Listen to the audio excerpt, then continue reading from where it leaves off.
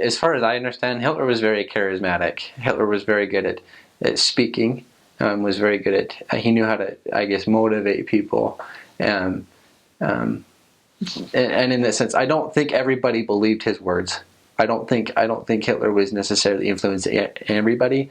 It was just the fact that his power and the Nazi reign had control over just the government. They had control of power, of soldiers, of equipment, of resources. So I don't think everybody was okay with what was going on. I don't believe that at all. There were plenty of people that talked about the war and said they hated it. That it was horrible. That they didn't want it. Nobody wished for that. Nobody wanted that to happen. Nobody wanted anybody to die.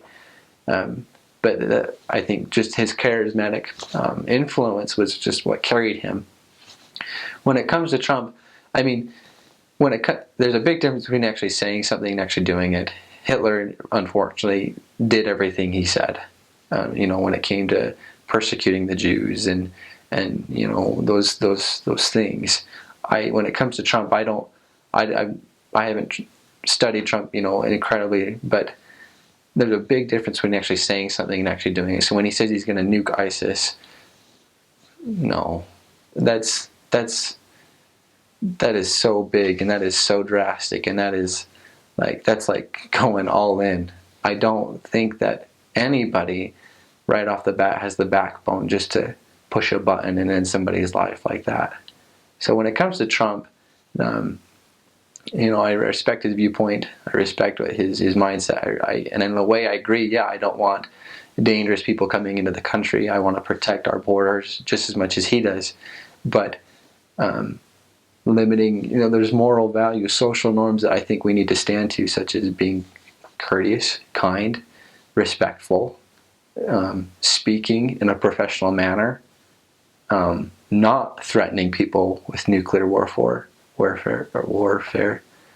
I think there's much value to learn and many lessons to learn from Hitler's history, and I think Donald Trump would do wise to recognize that as well.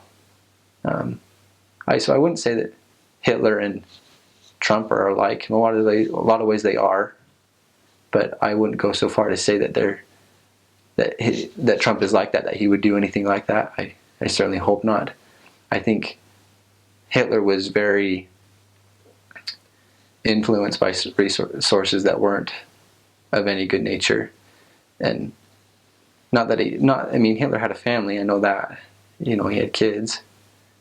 In our day and age, I think we as a whole, and I know Germany as well, has just learned that was wrong, and we need to forgive and forget and move on. Maybe not necessarily forget, but move on. And I think Donald Trump would just do wise to be careful what he says, even if he is exaggerating, even if he is being sarcastic, threatening somebody with warfare, or to kick them out, or to keep them from our borders. Those are strong words. So, from my personal opinion and from what I understand of the gospel and such, in terms of people like Hitler coming to power, that's already happened in our day and age.